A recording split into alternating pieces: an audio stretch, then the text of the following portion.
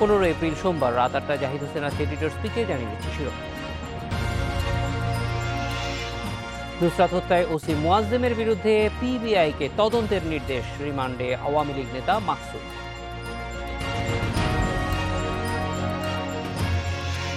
রাজশাহী বিশ্ববিদ্যালয়ের শিক্ষক শফিউল ইসলাম হত্যায় 3 জনের ফাঁসির আদেশ, 8 জন খালাস।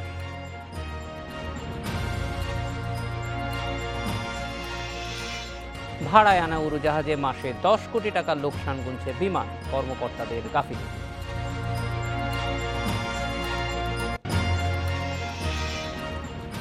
ফেনীর মাদ্রাসা ছাত্রী নুসরাতের অভিযোগ ভিডিও করায় সোনাগাজী থানার সাবেক ওসি মোয়াজ্জেম হোসেনের বিরুদ্ধে ডিজিটাল আইনে মামলা হয়েছে। তদন্ত করে পিবিআইকে 30 এপ্রিলের মধ্যে প্রতিবেদন দিতে বলেছে আদালত। এছাড়া নুসরাত হত্যা মামলায় আওয়ামী লীগ নেতা ও পৌর কাউন্সিলর মাকসুদ আলমকে 5 দিনের রিমান্ডে পেয়েছে পুলিশ।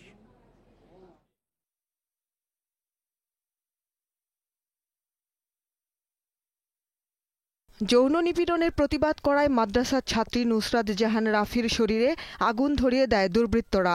এই বর্বরতার নির্দেশনা এসেছিল কারাবন্দী অধ্যক্ষ সিরাজউদ্দৌলার কাছ থেকে। নুসরাতের মৃত্যুর পর আসামিদের ধরতে তৎপর হয় আইনশৃঙ্খলা বাহিনী। গ্রেপ্তার হন এজাহারভুক্ত 8 আসামির 7 জন। এই হত্যা মামলার অন্যতম আসামি আওয়ামী লীগ নেতা ও পৌর কাউন্সিলর মাকসুদ আলমকে আদালতে হাজির করে 10 দিনের রিমান্ডের আবেদন জানালে আদালত 5 দিনের রিমান্ড মঞ্জুর করেন।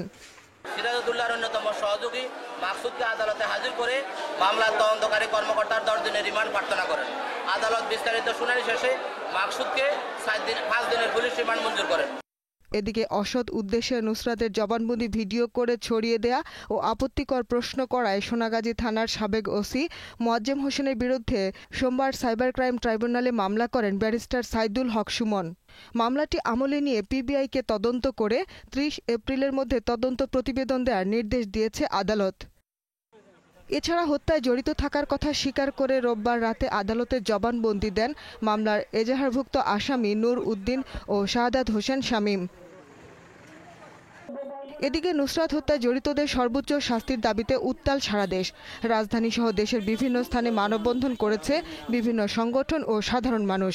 লক্ষ্মীপুর ও ফেনীতে মানববন্ধন ও বিক্ষোভ সমাবেশ করেছে বিভিন্ন শিক্ষা প্রতিষ্ঠানের শিক্ষার্থীরা। মানববন্ধন হয়েছে ঢাকা বিশ্ববিদ্যালয়েও।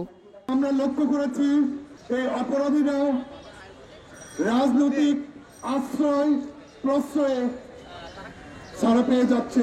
সোনাগাজীতে যে ঘটনাটা ঘটেছে সেখানে লোকাল রাজনীতিকে আমরা উপেক্ষা করতে পারি না। লোকাল রাজনীতি কিন্তু জাতীয় রাজনীতির একটি অংশ। থানার যে দারোগা ছিল সেই দারোগা তার সেই মামলায় প্রকৃত অপরাধীকে এজাহারভুক্ত করেনি। দৃষ্টান্তমূলক শাস্তি হলেই নারীর প্রতি এ ধরনের নৃশংসতা কমে আসবে বলে মনে করেন আন্দোলনকারীরা। Shahnaz Parvin, independent news desk. Nusrat হত্যায় ওসি মোয়াজ্জেমের বিরুদ্ধে মামলা নিয়ে কথা বলতে আমার সঙ্গে আছেন সুপ্রিম কোর্টের আইনজীবী ব্যারিস্টার সাইদুল হক সুমন এবং ফেনী থেকে যোগ দেবেন সহকর্মী নাজমুল হক। প্রথমেই চলে যাব সাইদুল হক সুমনের কাছে। সাইদুল হক, ওসি বিরুদ্ধে অভিযোগগুলো কি কি এবং এইটি আপনি মনে করেন যে সাইবার ক্রাইমের মামলা যেহেতু হয়েছে, অপরাধগুলো কি মনে হচ্ছে আপনার কাছে?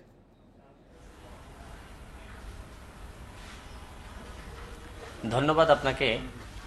ওসি মোয়াজ্জেম সাহেব, এই যে নুসরাত জাহান রাফি, তাকে জিজ্ঞাসাবাদের নামে যে তার খাস কামরায় নিয়ে গিয়ে যে ভিডিও করেছেন জিজ্ঞাসাবাদের, এবং জিজ্ঞাসাবাদের মধ্যে যে ধরনের অশ্লীল কথাবার্তা ছিল, পার্সোনাল ইনফরমেশন ছিল, এগুলো উনি ভিডিও করেছেন অনুমতি ছাড়া।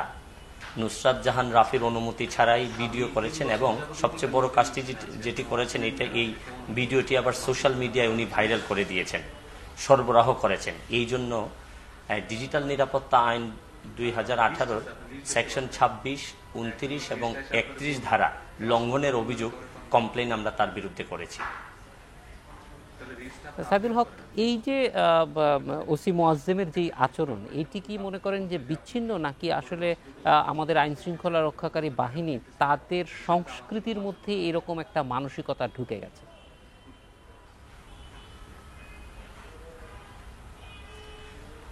আমি কিন্তু এই মামলাটিতে নিজে বাদী হওয়ার কারণ হচ্ছে গিয়ে, আমি ইচ্ছা করলে বলতে পারতাম যে তাদের পরিবারের কাউকে বাদী করার জন্য, আমি নিজে মানে এগিয়ে এসেছি যে কারণটিতে, এটি হচ্ছে গিয়ে যে বেশিরভাগ থানায়, বেশিরভাগ ক্ষেত্রে, সব পুলিশ সদস্যের কথা বলবো না, অনেক ওসির ক্ষেত্রেই দেখা যাচ্ছে যে ওসিদের রুম বা খাস কামরা মানে যে কারণে ব্যবহার হওয়ার কথা বেশিরভাগ ক্ষেত্রে এইভাবে দেখা যাচ্ছে হচ্ছে না। দেখুন এই যে মোয়াজ্জেম হোসেনের ঘটনাটিতেই দেখুন, যদি এইরকম একটি ঘটনা উনার খাস কামরায় ঘটে, এর মানে হচ্ছে গিয়ে যে পরবর্তীতে কোনো ভিকটিম, রেপ ভিকটিম হোক বা সেক্সুয়াল অ্যাসল্টের ভিকটিম হোক, সে যদি কখনো মানে ভিকটিমরা রেপ হওয়ার কারণে যে কষ্ট পাবে তার চেয়ে বেশি গুণে কষ্ট পাচ্ছে যে এই আইনের মধ্য দিয়ে যে ওসির রুমে গেলে যে অভিজ্ঞতা তার হবে। দেখুন আমি আরেকটা কথা বলছি যে নুসরাত জাহান রাফি যদি বেঁচে থাকতো, শুধু এই ভিডিওটা ভাইরাল হওয়ার কারণেই তার পরবর্তী জীবনে বেঁচে থাকাই কঠিন হয়ে যেত। তো আমি এগিয়ে আসার কারণ হচ্ছে কি, আমার কাছে মনে হয়েছে যে মানে সচেতনতা বাড়াতে হবে, যে আমি ব্যারিস্টার সুমন যদি এই জায়গায় মামলা করি তাহলে হয়তো আমি মামলাটা একদম শেষ পর্যন্ত দেখে যেতে পারবো এবং শেষ পর্যন্ত এই মামলায় থাকবো। এবং আমি চাই যে ওসি মোয়াজ্জেম হোসেনের মধ্য দিয়ে এই যে 2-1 অফিসারের এরকম নেগলিজেন্সের কারণে কিন্তু পুরা ফোর্স বদনামের ভাগিদার হচ্ছে। তো আমি চাচ্ছি যে এই ঘটনার মধ্য দিয়ে সারা মানে বাংলাদেশেই বিভিন্ন জায়গায় এই যে ওসিদের এই রুমগুলা যেন আর যেন এরকম মানে নিরাপদবিহীন না হয় বা নিরাপত্তার অভাব যেন না হয়। ব্যারিস্টার সুমন, অবশ্যই এটা যেহেতু আপনি নিজেই একজন আইনজীবী, ফলে এটা আপনার পক্ষে পার্সু করা অনেক সহজ হবে। আমরা যেটি মনে করি যে ওসি মোয়াজ্জেমের এই আচরণটি অনেক সময় দেখা যায় যে মানে যে কোনো ক্ষেত্রেই ভিকটিমরা আইনের আশ্রয় নিতে ভয় পান এই ধরনের মানসিকতাগুলির জন্যই। কারণ অনেক সময় দেখা যায় যে ভিকটিমরা আবার নতুন করে হয়রানির শিকার হয়। আর এই ঘটনার ক্ষেত্রে যেটি হয়েছে, একজন ভিকটিম তিনি আইনের আশ্রয় নিতে গিয়ে যেই ধরনের প্রশ্নের মুখোমুখি হয়েছেন, সেগুলি আসলে বিচার হলে পরে পুরো ফোর্সের জন্য এটা একটা অনুসরণীয় হবে কিনা। জি জি, এটা অবশ্যই। আমি আজকে যে সাবমিশন আমি ট্রাইব্যুনালে রেখেছি, সাইবার ট্রাইব্যুনালে রেখেছি, আমি বলেছি যে ইয়োর অনার, এই বিচারটি যদি এক্সেম্পলারি না হয় তাহলে কিন্তু পুলিশ ফোর্সের প্রতি মানুষের কনফিডেন্স কমে যাবে। এবং যারা অনেক ভালনারেবল ভিকটিম, এই ধরনের নারী শিশু যারা, তারা যখন এইরকম ভিকটিমাইজড হবে, ভিকটিমাইজড হওয়ার পর যদি অভিজ্ঞতা খুবই খারাপ ধরনের অভিজ্ঞতা হয় পুলিশ ডিপার্টমেন্টের প্রতি বা ওসি সাহেবের প্রতি বা এসআই সাহেবের প্রতি, তাহলে দেখবেন অনেক অপরাধ হয়তো শুধু থানার কথা চিন্তা করে, পুলিশের আচরণের কথা চিন্তা করে অনেকেই কিন্তু থানায় অভিযোগ করতেই যাবে না। দেখা যাবে যে অপরাধের সংখ্যা বাড়বে, নীরবে যন্ত্রণা সয়ে যাওয়ার প্রবণতা বেড়ে যাবে। সাইদুল হক, নীরবে যন্ত্রণা সহ্য করার প্রবণতাটা অনেক বেড়ে যাচ্ছে। হয়তো একটা বিষয় এখানে খুবই গুরুত্বপূর্ণ, যে আমরা যখন আইনের আশ্রয় নিতে যাই তখন যথাযথভাবে আইনের আশ্রয় নেওয়া যায় না, বরং অনেক সময়ই দেখা যায়, যেটা নুসরাতের ক্ষেত্রেও হয়েছে, যে প্রভাবশালীরা বরং আইনকে তাদের পক্ষে নেওয়ার সুযোগ ব্যবহার করেছে। এই ঘটনাটা যে নুসরাতের ক্ষেত্রেই শুধু ঘটেছে তা না, এটিই বরং বেশি বাস্তবতা। ফলে সেখান থেকে বের হয়ে আসার জন্য বিপরীত একটা অবস্থান তৈরি করা প্রয়োজন। এই মামলা এবং এই মামলার বিচারটা সেক্ষেত্রে কতটুকু ভূমিকা রাখতে পারে?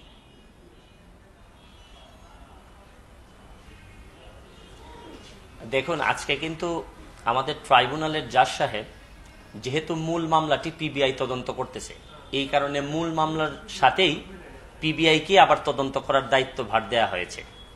এইখানে দেখেন একটা বিষয় খেয়াল করে দেখবেন, এই যে ওসি সাহেবের ঘটনাটা কিন্তু আইসোলেটেড না। আপনি আরেকটা জিনিস খেয়াল করে দেখেন, ওসি সাহেব কিন্তু নিজে যে ঘটনাগুলো ঘটিয়েছেন ওনার সাথে আরেকজন লোক ছিলেন, এবং এই যে পুরা একটা সিন্ডিকেট কাজ করতেছিল কিন্তু এই থানায়। দেখেন এখানে আওয়ামী লীগ নেতা ছিলেন, শুনতেছি বিএনপিরও ছিলেন, জামাতেরও ছিলেন, মানে একটা বেনিফিশিয়ারি গ্রুপ থানার চারদিকে কাজ করেন। এটা ওসি সাহেব একা যতটুকু জড়িত, উনি হয়তো সাইবার ক্রাইমের জন্য হয়তো জড়িত, কিন্তু এই পুরা থানা এলাকাটাই একটু খেয়াল করে দেখবেন একটা অনেক বড় সিন্ডিকেট কাজ করে এখানে, দলমত নির্বিশেষে, ম্যাটার অফ ইন্টারেস্ট, মিউচুয়াল ইন্টারেস্টের কারণে। এইটা একটা বড় প্রবলেম হয়ে দাঁড়াচ্ছে।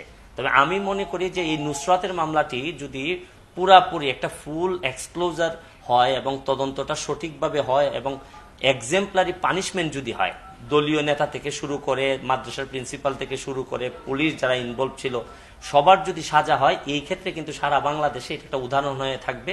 এবং আমার বিশ্বাস যে নির্যাতনের মাত্রা থানাতে এবং এই যে সিন্ডিকেটগুলো আরেকটু হয়তো সচেতন হয়ে যাবে যে না, এটা তো একদম মানে লিমিটলেস এরকম কিছু না, এটাকে কন্ট্রোল করা দরকার, এবং এটা এক্সাম্পলারি হিসাবে আমার মনে হয় আমাদের জন্য কাজ দিবে এই মামলাটি।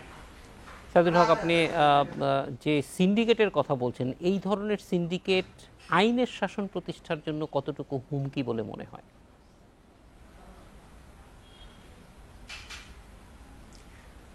আইনের শাসন প্রতিষ্ঠার জন্য সবচেয়ে বড় হুমকি তো সিন্ডিকেটই।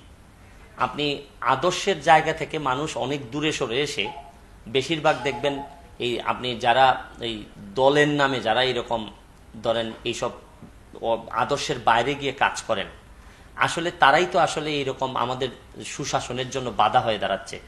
এবং প্রতিটা থানা বলেন, সাব রেজিস্ট্রার অফিস বলেন, বিভিন্ন অফিস আদালতে দেখবেন এই সরকারি কর্মকর্তার সাথে একটা পাবলিক এবং পলিটিক্যাল নেতাদের পুরো একটা সিন্ডিকেট কাজ করে। এবং এই সিন্ডিকেটটা কিন্তু আমাদের বিভিন্ন জায়গায়, আমাদের এই যে ডেভেলপমেন্টের ক্ষেত্রে বলেন বা সুশাসনের ক্ষেত্রে বলেন, এটা একটি বড় হুমকি হয়ে দাঁড়িয়েছে আমাদের জন্য। দেখবেন আপনি বিভিন্ন দল হইতে পারে, কিন্তু স্বার্থের ব্যাপারে দেখবেন ওনারা সব একমত এবং এক জায়গায় অবস্থান করেন। এটা কিন্তু আসলে আমাদের জন্য অনেক বেশি হুমকির ব্যাপার। ব্যারিস্টার সাইদুল হক আমাদের সঙ্গে থাকুন। আমরা একটু নাজমুল হকের কাছে যাব। নাজমুল হক, আমরা মামলার তদন্ত এই মুহূর্তে কতটুকু এগিয়েছে, সর্বশেষ তদন্তের ব্যাপারে কি তথ্য আপনার কাছে আছে? আপনি যেমনটা বলছিলেন, নুসরাত হত্যা মামলার পরে যে ঘটনাটি প্রতি মুহূর্তে আপডেট তথ্য পাচ্ছি। কখনো আসামি গ্রেফতার হচ্ছে, কখনো আসামিরা জবানবন্দিতে আদালতে স্বীকারোক্তিমূলক জবানবন্দি দিচ্ছে, তো কখনো মানববন্ধন হচ্ছে। প্রতি মুহূর্তে সময়ের পরিবর্তনের সাথে সাথে ঘটনার পরিবর্তন হচ্ছে। আমরা সর্বশেষ কিছুক্ষণ আগে জানতে পেরেছি নুসরাত হত্যা মামলায় যে সকল আসামিরা গ্রেফতার হয়েছেন তাদের সাথে পুলিশ যোগাযোগ করে যে তথ্য পেয়েছে, এবং গতকালকে যে দুজন আসামি নৌরুদ্দিন এবং শাহাদাত হোসেন শামীম যে তথ্য দিয়েছে 163 ধারার তথ্যের ভিত্তিতে আরো এক আসামিকে তারা গ্রেফতার করেছে। সে আসামির নাম মোহাম্মদ শামীম। সেও এই মাদ্রাসার একজন শিক্ষক ছাত্র। তো তাকে তার বাড়ি তুলে থেকে গ্রেফতার করা হয়েছে। একটুকু আমরা পিবিআই কাছ থেকে জানতে পেরেছি। তবে আমরা গতকালকে কোর্ট আগে নাই, আমরা অনেকগুলো তথ্য পেয়েছি। যখন আদালত 164 ধারায় জবানবন্দি দিচ্ছিল মোহাম্মদ শাহাদাত হোসেন শামীম এবং নুরুদ্দিন, তখন এই শামীমের আজকে যে শামীমকে গ্রেফতার দেখিয়েছে পুলিশ, তখন তার শামীমের মা এবং বাবাকে আমরা দেখেছিলাম আদালতের বারিন্দায় ঘোরাফেরা করতে। আমরা জিজ্ঞেস করেছিলাম, তখন তারা স্বীকার করেছিল যে গতকাল সকালবেলা তার বাড়ি থেকে এই মোহাম্মদ শামীম মাদ্রাসা ছাত্র, যিনি এবার আলী পরীক্ষায় অংশ নিচ্ছেন, তাকে পিবিআই গ্রেফতার করেছিল। গতকাল পর্যন্ত বিষয়টি আসলে আমাদেরকে পিবিআই নিশ্চিত না করলেও আমরা এখন থেকে কিছুক্ষণ আগে বিষয়টি নিশ্চিত হতে পেরেছি। আর এছাড়া মামলার অগ্রগতি তদন্ত বলতে পুলিশকে আমরা সার্বক্ষণিক ফোন করছি, পিবিআইর সাথে আমরা যোগাযোগ করছি। তারা যে জিনিসটি আমাদেরকে বলতেছে, মামলা তাদের অনেকটুকু অগ্রগতি হয়েছে। প্রতি মুহূর্তে তারা বিভিন্ন তথ্যপত্র খুঁজে পাচ্ছে, অনেকটুকু অগ্রগতি হয়েছে। প্রতি মুহূর্তে তারা বিভিন্ন তথ্যপত্র খুঁজে পাচ্ছে। আমাদেরকে একজন পিবিআই কর্মকর্তা গতকাল নাম প্রকাশ না করার শর্তে বলেছিল যে গতকালকে রাতেবেলা তারা অভিযান চালাবে এই ঘটনার সাথে জড়িত সন্দেহে, মানে তাৎক্ষণিক যে ঘটনার দিন যে বোরকা পরিহিত 5 জন ছিল, 3 জন ছেলে এবং 2 জন মেয়ে, সেই বোরকাগুলো উদ্ধার করার জন্য গতকাল রাতেবেলা অভিযান চালানোর কথা ছিল। এটি আসলে নিশ্চিত করেনি। এখন পর্যন্ত কোনো পক্ষ আমাদেরকে এই বিষয়টিকে নিশ্চিত করেনি যে তারা এটা উদ্ধার করতে পেরেছে কিনা। নাজমুল হক, ধন্যবাদ আমাদের সঙ্গে যোগ দেওয়ার জন্য। ব্যারিস্টার সাইদুল হক, আপনি আমাদের সঙ্গে থাকুন।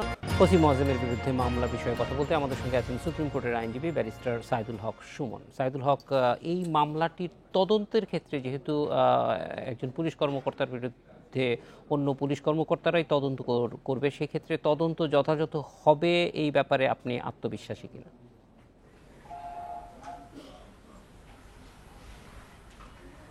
উনি একজন পুলিশ ইনচার্জ। হ্যালো, শুনতে পাচ্ছেন? জি সুমন, শুনতে পাচ্ছি। পুলিশ ইনচার্জ, হ্যাঁ, পুলিশের মেম্বার উনি। তো তদন্ত করার জন্য দেয়া হয়েছে কিন্তু PBI K, bureau of investigation. যদিও ওনারাও পুলিশেরই, তবে যেহেতু পুলিশ ব্যুরো অফ ইনভেস্টিগেশনকে দেয়া হয়েছে, আমি মনে করতেছি যে, এবং মূল মামলাটি এটাও কিন্তু পিবিআই কেই দেয়া হয়েছে।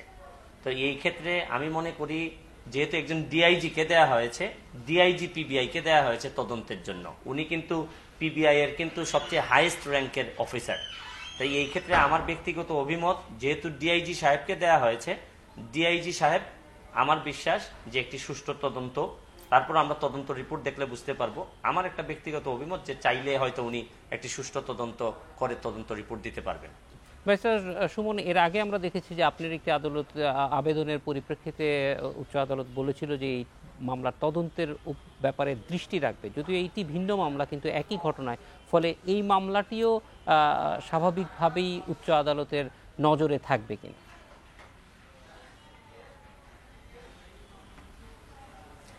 আমাদের এই সাইবার ট্রাইব্যুনালে যদি কোনো আদেশের বিরুদ্ধে কোনো আদেশ যদি আমাদের পছন্দ না হয়, বা আমরা যদি মনে করি যে না এই আদেশের মাধ্যমে ন্যায় বিচার পরিলক্ষিত হচ্ছে না, এই ক্ষেত্রে আমাদের হাইকোর্টে কিন্তু এমনিতেই যাওয়ার একটা সুযোগ আছে। আর হাইকোর্ট তো বলেই রেখেছেন যে এই মামলার ব্যাপারে, যে তদন্তের ব্যাপারে যদি কোনো গাফিলাতি হয় তাহলে হাইকোর্টের দরজা সবসময় খোলা আছে, আমরা এখানে যেতেই পারবো। সাইদুল হক, আমরা দেখেছি যে গতকাল এই মামলার 2 জন আসামি 164 ধারায় জবানবন্দি দিয়েছেন। এই জবানবন্দিগুলি মামলার তদন্তটাকে এগিয়ে নিতে কতটুকু সহায়ক হবে মনে করছেন?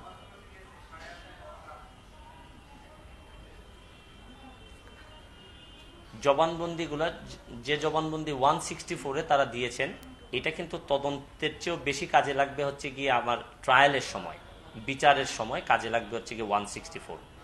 আর এমনিতে একজন আসামিকে ধরার পর কিন্তু 164 লাগে না, এমনিতেই উনি যে জবানবন্দি দেন বা যে স্বীকারোক্তি দেন পুলিশের কাছে, এই স্বীকারোক্তি অনুযায়ী কিন্তু তদন্তের জন্য যা যা লাগে বা অন্যান্য আসামিরা কোথায় আছেন এগুলা কিন্তু নর্মাল স্বীকারোক্তি দিয়েও তদন্তের কাজ আগানো যায়।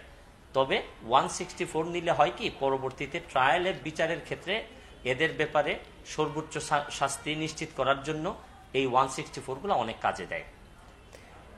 আজকেও আমরা দেখেছি যে সারা দেশেই নুসরাতের হত্যার বিচারের জন্য মানুষ সোচ্চার ছিল, ফলে এই মামলার বিচারটি, বিশেষ করে তদন্ত, আপনার কি মনে হয় যে মানুষের এই দাবি চলতে থাকার সময়ে দ্রুত শেষ করা সম্ভব হবে?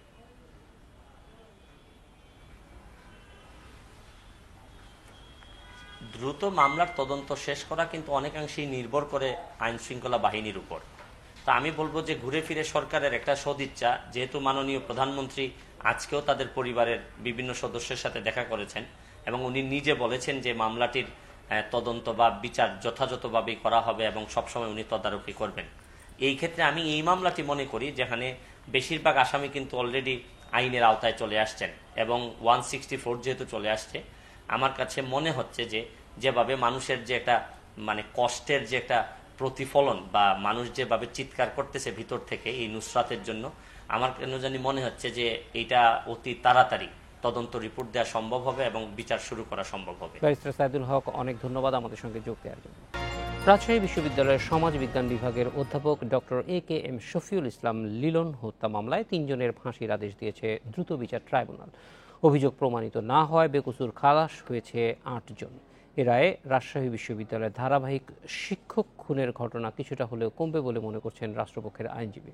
এ নিয়ে কথা বলতে আমাদের সঙ্গে রাজশাহী থেকে যোগ দেবেন রাজশাহী বিশ্ববিদ্যালয়ের ম্যানেজমেন্ট স্টাডিজ বিভাগের অধ্যাপক ও নাট্য ব্যক্তিত্ব মলয় ভৌমিক। তার সঙ্গে কথা বলব রাজশাহী বিশ্ববিদ্যালয়ের সমাজ বিজ্ঞান বিভাগের অধ্যাপক ডক্টর AKM শফিউল ইসলাম লিলন হত্যা মামলার বিষয়ে কথা বলবো আমরা রাজশাহী বিশ্ববিদ্যালয়ের শিক্ষক মলয় ভৌমিকের সঙ্গে। তবে তার আগে এই বিষয়ে প্রতিবেদনটি দেখে আসি।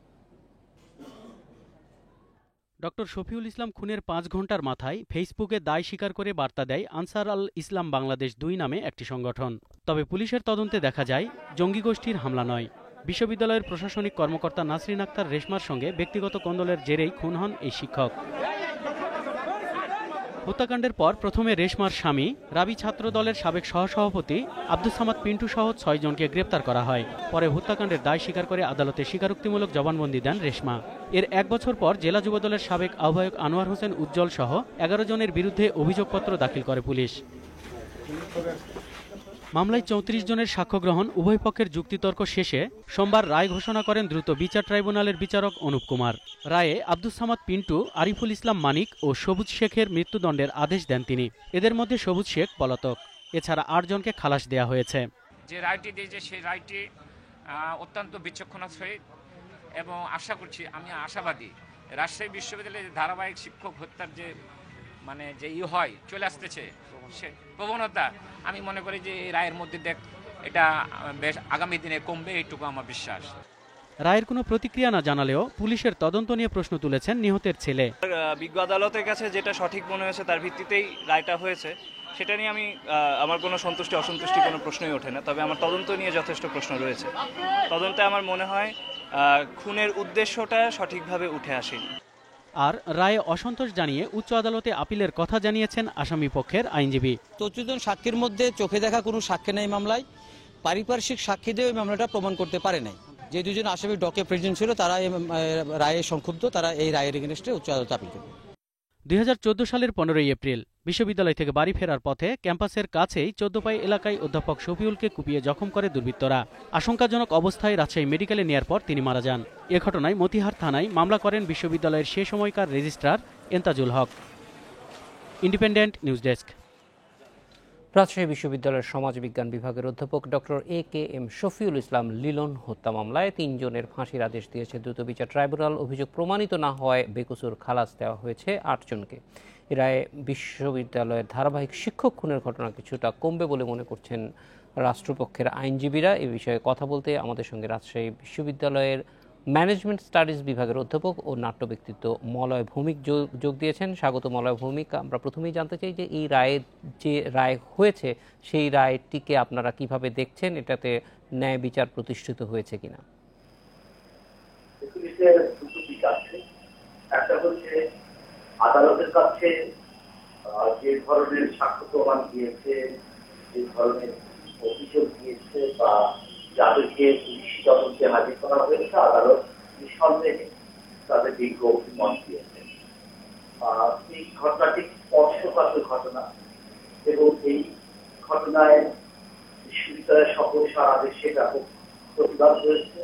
যথারীতি প্রত্যাশা হয়েছে যে এর ন্যায় বিচার প্রতিষ্ঠিত হবে। আজকে দ্রুত বিচার ট্রাইব্যুনালের রাজশাহীতে মাননীয় আদালত যে রায় দিয়েছে তাতে 3 জনের ফাঁসির আদেশ হয়েছে এবং 8 জন নির্দোষ খালাস পেয়েছেন।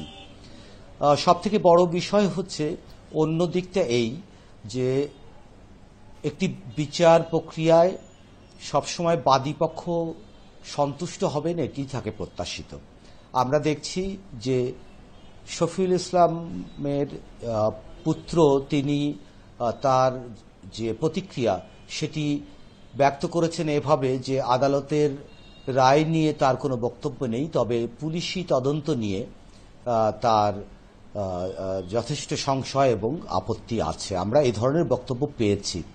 আমরা তো একই পরিবারভুক্ত, নিশ্চয়ই শফিউল ইসলামের সন্তান খুব কাছাকাছি থাকেন। আমরা তার সহকর্মী হিসেবে বিশ্ববিদ্যালয়ে পরিবারে বসবাস করি।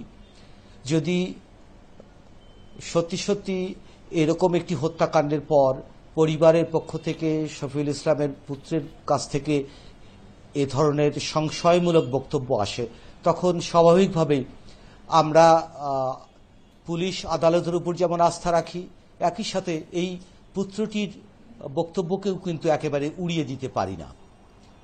আসলে আমার মনে হয় যে পুত্রের এ ধরনের বক্তব্যের পেছনে 2টি বিষয় কাজ করেছে। একটি হচ্ছে আমাদের দেশে সাধারণভাবে পুলিশের তদন্তের ব্যাপারে অনেক সংশয় সন্দেহ দেখা দেয়, আর এই হত্যাকাণ্ডটি ঘটার পর একটি বিষয় ঘটেছিল যে আমরা দেখেছি যে পুলিশি তদন্ত এবং র্যাবের তদন্ত একটু ভিন্ন খাতে প্রবাহিত হয়েছে। তখন থেকে কিন্তু একটা সন্দেহ সংশয় সৃষ্টি হয়েছিল। কাজেই আমরা এটা দেখি যে হ্যাঁ, একটি বিচার আদালতের মাননীয় আদালত একটি বিচার তার বিজ্ঞ অভিমত প্রকাশ করলেন।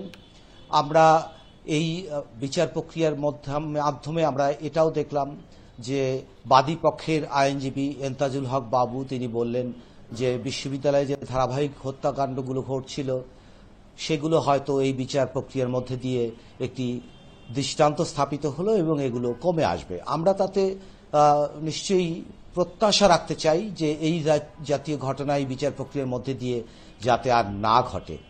স্বাভাবিকভাবেই আমরা এই শফিউল ইসলামের সহকর্মী হিসাবে শুধু নয়, আমরা মনে করি যে বিশ্ববিদ্যালয় সর্বোচ্চ বিদ্যাপীঠের শিক্ষকদের যে এই ধারাবাহিক যে হত্যাকাণ্ড, এই ধরনের হত্যাকাণ্ড এই বিচার প্রক্রিয়ার মধ্যে দিয়ে যদি নিঃশেষিত হয়, যদিও বিচার প্রক্রিয়াই একমাত্র সমাধান বলে আমার মনে হয় না, তারপরও আমাদের একটা প্রত্যাশা জাগায় বই কি। মলয় ভৌমিক, একটা জিনিস যে এই মামলাটির মানে তদন্তের ক্ষেত্রে মোটিভ নিয়েই পরিবারের এখনো পর্যন্ত অসন্তোষ আছে। পুলিশ যেই মোটিভে, অর্থাৎ একটা ব্যক্তিগত কোন্দলকে সামনে নিয়ে এসেছে, যদিও আমরা দেখেছি আনসার আল ইসলাম বাংলাদেশ 2 নামে একটি সংগঠন ফেসবুকে এই হত্যার দায় স্বীকার করেছিল, কিন্তু সেই দিকে তদন্তটি আগায় নাই। ফলে এইটা কি মনে হয় যে যদি মূল বিষয়কে ছোঁয়া না হয়, তাহলে পরবর্তীতে শিক্ষকদের নিরাপত্তার যেই প্রশ্নটি বলা হচ্ছে, অর্থাৎ সামগ্রিকভাবে মুক্তচিন্তার মানুষ হওয়ার কারণেই শফিউল ইসলাম হত্যা হয়েছে, এই যে ধারণাটি, সেইটি কিভাবে রক্ষা করা সম্ভব হবে?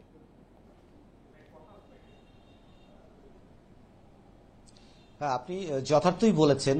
আমিও অনেকটা শফিউল ইসলামের পুত্রের বক্তব্যকে সামনে এনে সেরকমই বলতে চেয়েছি যে দেখুন, তারপরও তো তদন্ত যারা করেন আমরা তো তাদের উপরই আস্থা রাখতে চাই, যদিও সাধারণভাবে এখন তদন্ত নিয়ে নানা প্রশ্নই উঠছে। তবে এই বিশ্ববিদ্যালয়ে যে পরপর কয়েকটি হত্যাকাণ্ড ঘটেছিল এবং যে হত্যাকাণ্ডের শিক্ষক হচ্ছে উদারমনা যে হত্যাকাণ্ডের শিকার হয়েছে উদারমনা শিক্ষকরা, স্বাভাবিকভাবে আমাদের সন্দেহের তীরটা কিন্তু গিয়েছিল জঙ্গি গোষ্ঠীর ওপরে, এবং এই জায়গা জঙ্গি গোষ্ঠীর একটি সম্পৃক্ততা নিয়ে একটি তদন্ত কিন্তু এগিয়েছিল। সেই দিকটার ব্যাপারে কিন্তু আমাদের সংশয় থেকেই যাচ্ছে যে যদি সত্যি সত্যি এর পেছনে জঙ্গি হাত থেকে থাকে এবং সেটি যদি আরো ভেতরে গভীরে খনন করে বের করে আনা না যায়, তাহলে হয়তো আগামী দিনে উদারমনা শিক্ষকরা এইরকম আক্রমণের হাত থেকে রেহাই পাবেন, এরকম একটি বিচার ঘটলেই এটি মনে করবার খুব কারণ নেই। কাজে এক ধরনের শঙ্কা সংশয় কিন্তু আমাদের থেকেই যাচ্ছে। বিশ্ববিদ্যালয়ে যেটি আপনি বলছেন মুক্তমনা উদারমনা যারা আছেন, সেই মানুষগুলো যাতে তাদের মতো করে জ্ঞান চর্চা করতে পারেন, সেইটি নিশ্চিত করবার জন্য এই মামলার রায় কতটুকু ভূমিকা পালন করবে বলে মনে হয়?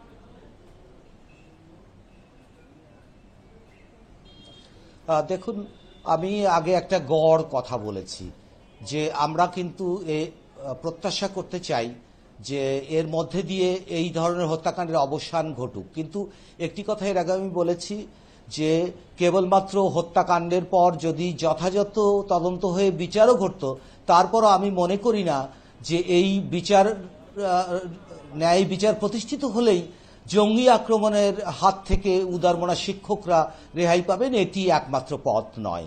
কেননা সমাজের অন্যান্য চলকগুলোর যদি পরিবর্তন ঘটানো না যায়, আমরা ঘটনা ঘটার পরিস্থিতিগুলোর উপর যদি আমাদের নজর না নেই, যে সমাজে যে ধরনের পশ্চাৎপদতা তৈরি হয়েছে, ধর্মকে ব্যবহার করে ক্ষমতায় যাবার প্রবণতা তৈরি হয়েছে, বা ধর্মান্ধতাকে পুষে রাখার যে প্রবণতা তৈরি হয়েছে, আমাদের সংস্কৃতি চর্চার মধ্যে, আমাদের শিক্ষা ব্যবস্থার মধ্যে আমাদের বিজ্ঞান মনস্কতা বা যুক্তিবাদী দৃষ্টিভঙ্গি যে একটা ক্ষয়িষ্ণু পর্যায়ে চলে গেছে, এই সব দিকে না তাকালে কিন্তু কেবলমাত্র বিচারের মধ্যে দিয়ে আমরা খুব স্বস্তি প্রকাশ করব, এটি আমার মনে হয় খুব সুবিবেচনা প্রসূত মন্তব্য নয়।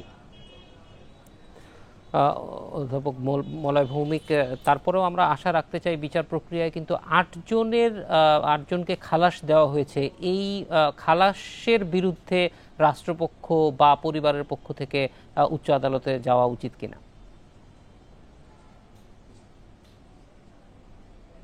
আমি নিশ্চিতভাবে মনে করি যে আমি ঠিক আইনজীবী নই, তবে আইন তো অনেকটা কমন সেন্স। যেহেতু পরিবারের পক্ষ থেকে বা অধ্যাপক শফিউল ইসলামের পুত্র নিজে তদন্ত নিয়ে প্রশ্নটি উত্থাপন করেছেন, আমার মনে হয় যে এই 8 জনের ব্যাপারেও উচ্চ আদালতে যাওয়া যেতে পারে। যে আমি মনে করি যে এটি পুনঃতদন্তের নির্দেশও উচ্চ আদালত দিতে পারেন। যদি উচ্চ আদালতে, আমি নিশ্চয়ই মনে করি যে যেহেতু পরিবারের পক্ষ থেকে অসন্তোষ জানানো হয়েছে, তারা হয়তো এ ব্যাপারে উচ্চ আদালতে যাবার কথা ভাববেন। আমরাও মনে করি সেটি যাওয়া উচিত, কেননা সবাই সবসময়ই চান, আমি মনে করি সেটি বিজ্ঞ আদালত, বিজ্ঞ বিচারক মণ্ডলীও চান যে একটি ঘটনার প্রকৃত তথ্য বেরিয়ে আসুক। সন্দেহ বা সংশয় কিন্তু আমাদের মধ্যে থেকে গেলে শেষ পর্যন্ত সেটি আমাদের যে বিচার ব্যবস্থা, সেই বিচার ব্যবস্থার প্রতি এক ধরনের অনাস্থা তৈরি করবে। আমরা সেই বিচার বিভাগকে শ্রদ্ধা করি, তাদের প্রতি অনাস্থা প্রকাশ করতে চাই না। তবে একই সঙ্গে নিশ্চয়ই চাইবেন যে পুলিশ এই ধরনের ঘটনায় তদন্তের ক্ষেত্রে যাতে আরও বেশি সচেতন থাকে, বিশেষ করে যারা ভিকটিম এবং ভিকটিমের পরিবার তাদের বক্তব্যগুলিকে আরও গুরুত্ব দেয়া। এটা শুধুমাত্র শফিউল ইসলামের ক্ষেত্রে না, সব ক্ষেত্রেই যাতে আর একটু গুরুত্ব দেয়া হয়, কারণ শেষ পর্যন্ত তো যারা নিহত হচ্ছেন তাদের নিকটজনরাই ভালো জানতে পারেন যে আসলে লক্ষণগুলি কী ছিল।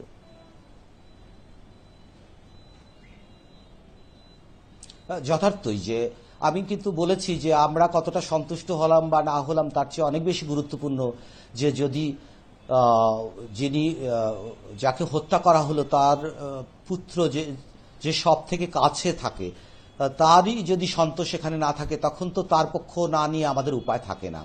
আমরা কখনোই এভাবে সন্তোষ প্রকাশ করতে পারি না।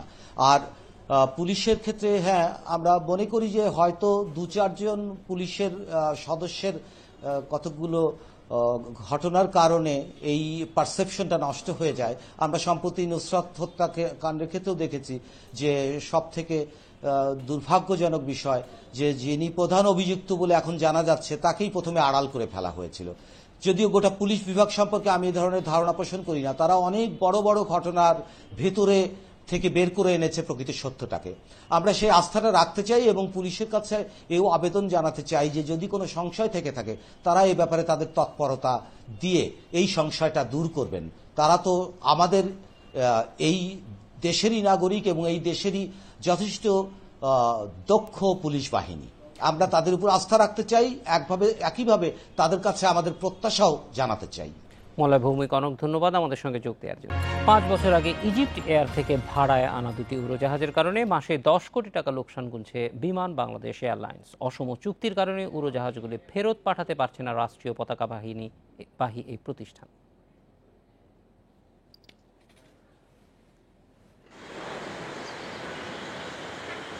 যাত্রী সুবিধা ও রুট বাড়ানোর পরিকল্পনা থেকে 2014 সালে ইজিপ্ট এয়ারের 2টি বোয়িং 777 মডেলের উড়োজাহাজ ভাড়া করে বিমান।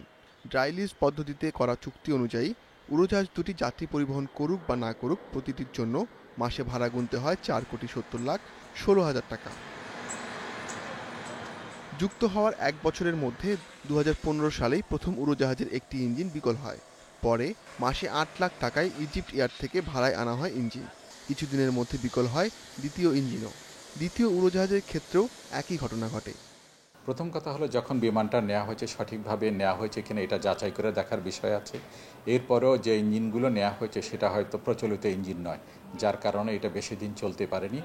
বিশেষজ্ঞরা বলছেন বিমানের কর্মকর্তাদের গাফিলতির কারণেই এমন সংকটে পড়েছে রাষ্ট্রীয় পতাকাবাহী এয়ারলাইন্স। দায় দেখছেন বেসামরিক বিমান চলাচল কর্তৃপক্ষেরও। যাদের সাথে আমি লেসার বা আমি যে লেসি, আমরা যে দুই পক্ষ নিশ্চয়ই সমান অপরচুনিটিগুলো থাকতে হবে। এখন এইখানে লিজে কী ছিল আমরা জানি না, কিন্তু যেটা আমরা দেখছি তাতে আমার কাছে মনে হয় যে এখানে এটা বিমানের ফেভারেবল তেমন একটা ছিল বলে মনে হচ্ছে না। প্রতিষ্ঠানের স্বার্থ বিবেচনা না করে ব্যক্তিগত সুবিধার বিনিময়ে উড়োজাহাজ দুটি ভাড়ায় আনা হয়েছে কিনা তা অনুসন্ধান করছে মন্ত্রণালয়। বিমানটা আসলে ওখানে পূর্ব অবস্থা ফিরিয়ে আনার জন্য ভিয়েতনামের একটা কোম্পানি টেন্ডারের মাধ্যমে কাজটা পেয়েছিল। সেই কাজটা শেষও করতে পারছে না, ইজিপ্টে আরও নিতে পারছে না। প্রতি মাসে সরকারের 10 কোটি টাকা, অর্থাৎ বিমানের 10 কোটি টাকা তাকে ভাড়া হিসাবে দিতে হচ্ছে। তো আমরা একটা প্রক্রিয়া গ্রহণ করেছি যত দ্রুত এটা সমাধান করা যায়। ড্রাই লিজের নিয়ম অনুসারে উড়োজাহাজ দুটি ফেরত দেওয়ার সময় আগের অবস্থায় ফিরিয়ে আনার বাধ্যবাধকতা রয়েছে। সে হিসেবে উড়োজাহাজ দুটি মেরামত করতেও বিপুল অর্থ খরচ করতে হবে বিমানকে। Ashiq Hossain, independent news, Dhaka. এ নিয়ে কথা বলতে আমাদের সঙ্গে আছেন সহকর্মী আশিক হোসেন। আশিক, এই চুক্তিটা কোন কোন বিষয়ের কারণে মনে করছেন যে ক্ষতির সম্মুখীন হয়েছে বাংলাদেশ?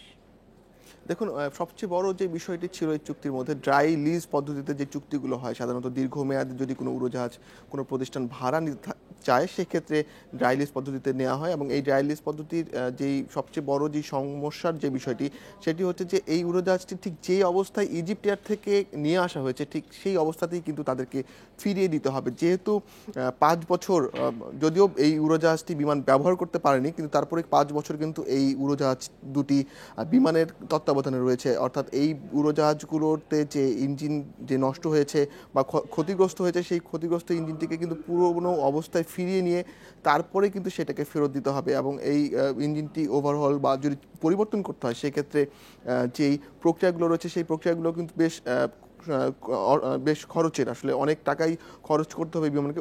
অন্যদিকে এই উড়োজাহাজগুলো যেই কারণে ভাড়া নেওয়া হয়েছিল অর্থাৎ রুট বৃদ্ধি সহ যাত্রী সেবা নিশ্চিত করার বিষয়গুলো বারবার গুরুত্ব দেওয়া হয়েছিল এই ভাড়া করে নিয়ে আসার সময়, কিন্তু দেখা যাচ্ছে যে এই উড়োজাহাজগুলো কিন্তু নিয়ে আসার 1 বছরের মাথাতেই আসলে তাদের ইঞ্জিনগুলো বিকল হয়ে যায় এবং এই উড়োজাহাজগুলো কিন্তু আসলে সেই অর্থে যাত্রী পরিবহনও করতে পারেনি। সেইভাবে হিসাব করলে কিন্তু বিমানের যে আর্থিক ক্ষতির যে বিষয়গুলো সেটা কিন্তু অনেক লম্বা একটি তালিকা আসলে চলে আসবে এবং আর্থিক ক্ষতির পরিমাণটাও কিন্তু অনেক বিশাল।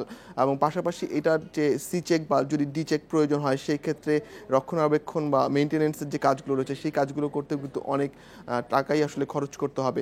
যদিও এই ইতিমধ্যে কিন্তু মন্ত্রণালয় একটি কমিটি করেছে এবং একটু জানিয়ে রাখি আপনাকে যে গত কয়েক সপ্তাহ আগে দুদক থেকে মন্ত্রণালয়ে একটি প্রতিবেদন দেওয়া হয়েছিল বিমানের বিষয়ে এবং বিমানের দুর্নীতির বিষয়ে, আসলে বিমান কর্মকর্তাদের দুর্নীতির বিষয়ে একটি প্রতিবেদন মন্ত্রণালয়ে দেওয়া হয়েছিল।